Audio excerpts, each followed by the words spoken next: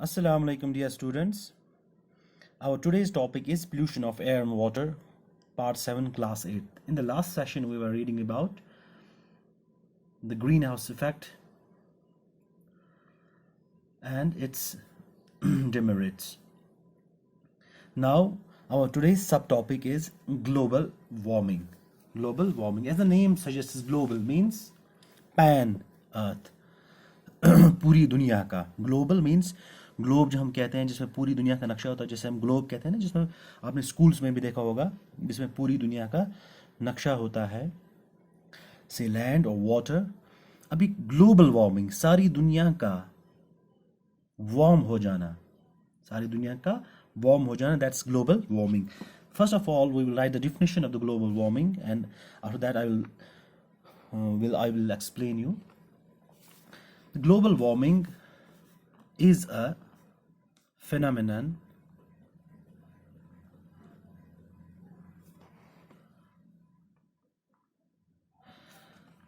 global warming is a phenomenon of climate change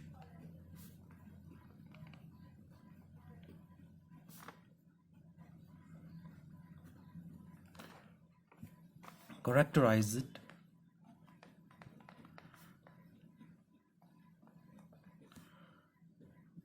by a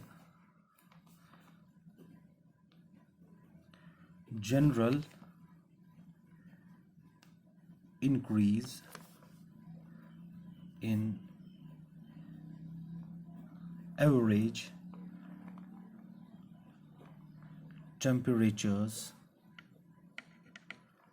of our planet or earth. ये वो phenomenon है जो characterized होता है कि general increase in average temperature, जो टेम्परेचर है उसका इंक्रीज हो जाना ऑफ किसका, अर्थ का. अब ये जो मैंने आपको ग्रीन हाउस इफेक्ट में बोला था, ग्रीन हाउस गैसेस के बारे में, जैसे कार्बन डाइऑक्साइड है, मीथेन है, नाइट्रस ऑक्साइड है एंड वाटर वेपर.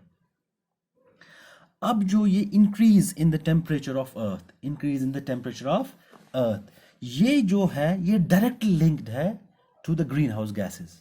ये जो हमारा इंक्रीज हो गया, इट्स डायरेक्टली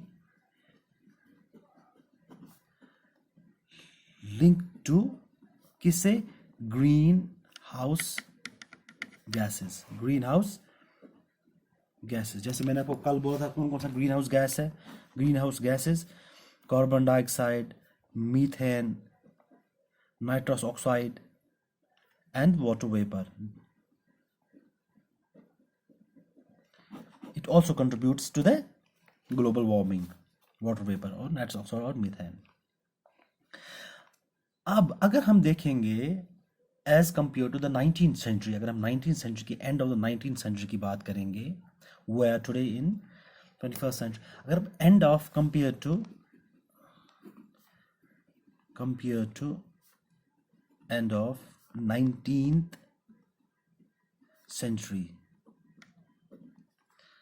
19th सेंचुरी के एंड में होते होते अगर आप कंपेयर करोगे आज का टेम्परेचर, जो आज का टेम्परेचर है इट हैज़ इंक्रीज्ड बाय, जो आज का टेम्परेचर है it has increased by 0.8 degree Celsius और 33.4 डिग्री फ़ारेनहाइट. ये इतना इंक्रीज हुआ है. अगर इसी हिसाब से एमिशन हो गया इन किनका, ग्रीन हाउस गैसेस का, इसी हिसाब से एमिशन हो गया ग्रीन हाउस के गैसेस का, तो by the end of 21st century जो एवरेज टेम्परेचर अर्थ का है, that will according to scientist that will increase by 1.5 to 5.3 degree Celsius. अगर इसी हिसाब से ग्रीन हाउस गैसेस का एमिशन हुआ तो by end of 21st century ये इंक्रीज हो जाएगा बाय 1.5 to 5.3 डिग्री सेल्सियस. कौन, जो अर्थ का टेम्परेचर या हमारे प्लैनेट का टेम्परेचर है. अब इससे बहुत सारी इफेक्ट्स होते हैं. अब ग्लोबल वार्मिंग से क्या क्या इफेक्ट्स होते हैं, इससे पहले मैं आपको बोलूँगा, अब जो ये इमिशन है, ये emission of green house gases कहाँ से होता है. Emission of green house gases जो है, ग्रीन हाउस गैसेस आते कहाँ से हैं. Emission of green house gases. ये आता कहाँ से है? पहले जो हम फॉसल फ्यूल्स यूज़ करते हैं, coal, petroleum, in various industries, factories और इन आवर होम्स, वहाँ से आता है burning of fossil fuel. Fossil fuel burning से, वहाँ से। दूसरा डिफॉरेस्टेशन। डिफॉरेस्टेशन हो गया पेड़ काटना। अब आपको पता ही है जो carbon dioxide and oxygen balance है, या कार्बन डाइऑक्साइड बैलेंस है एटमॉस्फेयर में, उसको रेगुलेट करते हैं these plants, because they take up the carbon dioxide and give out oxygen. मतलब ये ऑक्सीजन और कार्बन डाइऑक्साइड का बैलेंस करते हैं। अब जब हमने पेड़ ही काटना स्टार्ट कर दिया तो इससे जो कार्बन डाइऑक्साइड है इसकी लेवल एटमॉस्फेयर में बढ़ जाएगी, and that will lead to global warming. तीसरा हमारा इंटेंसिव वार्मिंग जो होती है।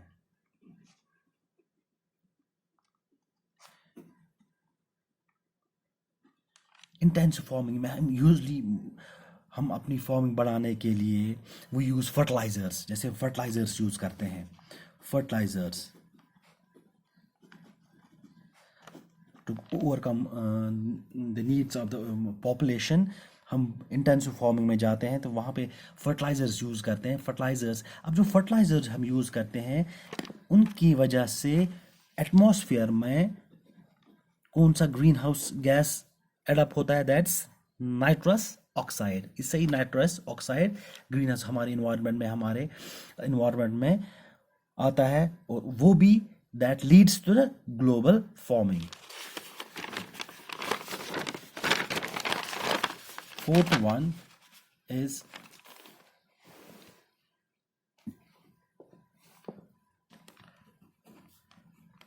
इंसिनरेशन।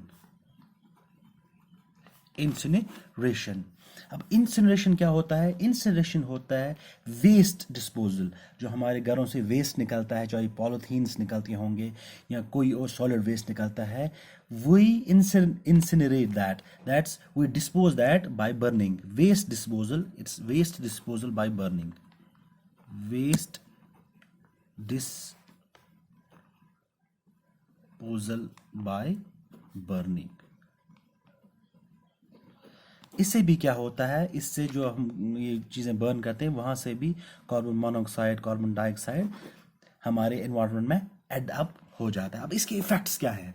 अब इस पे जो पहले मैं आपको बात बोलूँगा, इस पे जो बहुत सारे कंट्रीज़ का जो कंसर्न था, बहुत सारे जो गवर्नमेंट्स हैं, वर्ल्ड वाइड गवर्नमेंट्स हैं, उनका बहुत कंसर्न था, तो उन्होंने वक्त वक्त पे बहुत सारे एग्रीमेंट्स किए। ऐसा ही एक एग्रीमेंट था, that agreement was known as Kyoto protocol. Kyoto protocol, ये एग्रीमेंट वहाँ रीच आउट हुआ था। कोयोटो इट्स ए सिटी, और इट्स सिटी इन जापान। ये जापान में एक जगह है कोयोटो, वहाँ पे ये एग्रीमेंट, वहाँ पे बहुत सारे गवर्नमेंट्स, वर्ल्ड के गवर्नमेंट्स, बहुत सारी कंट्रीज़ के वहाँ पे आए थे, एक एग्रीमेंट में पहुँचे थे। एक एग्रीमेंट पे पहुँचे थे। ये क्या एग्रीमेंट पे पहुँचे थे? ये कोयोटो प्रोटोकॉल हुआ था, इट वाज इन 16 फरवरी 2005 में हुआ था। अब ये इट केम इनटू फोर्स, कब से फोर्स में आ गया? ये फोर्स आ गया फ्रॉम जून 2012 में इन फोर्स आ गया। अब इसका मकसद क्या था? इसका मकसद था to limit the emission of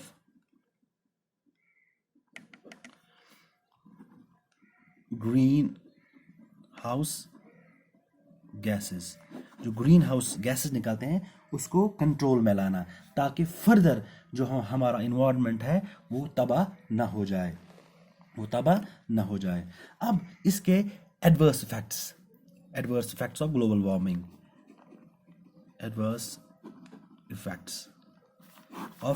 warming. पहला ही हमारा जो बायोडाइवर्सिटी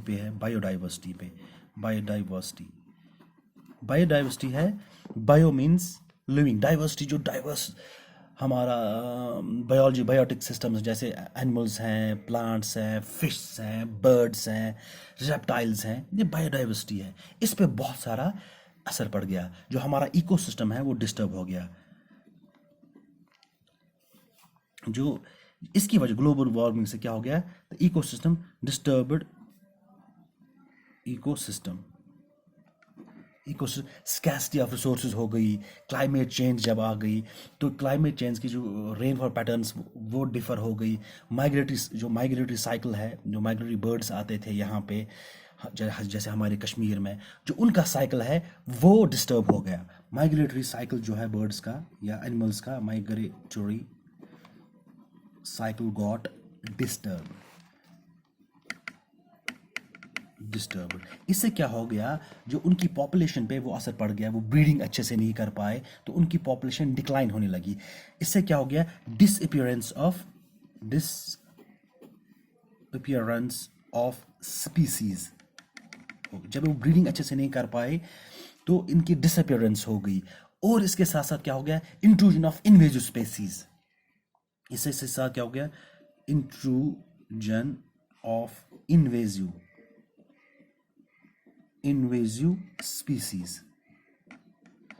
इनका इंट्रूजन, इन्वेजिव स्पीसीज जो हमारे लिए खतरा है, जैसे आपने पढ़ा होगा, न्यूज़ में सुना ही होगा, वो लो कॉस्ट टिड्डे उन्होंने हमला कर दिया, वो हमारे जो क्रॉप है वो सारे सबको तबाह कर दिया। इससे ये बायोडाइवर्सिटी पे ये असर हो गया। इंशाल्लाह more effects of these global warming will be taking up tomorrow.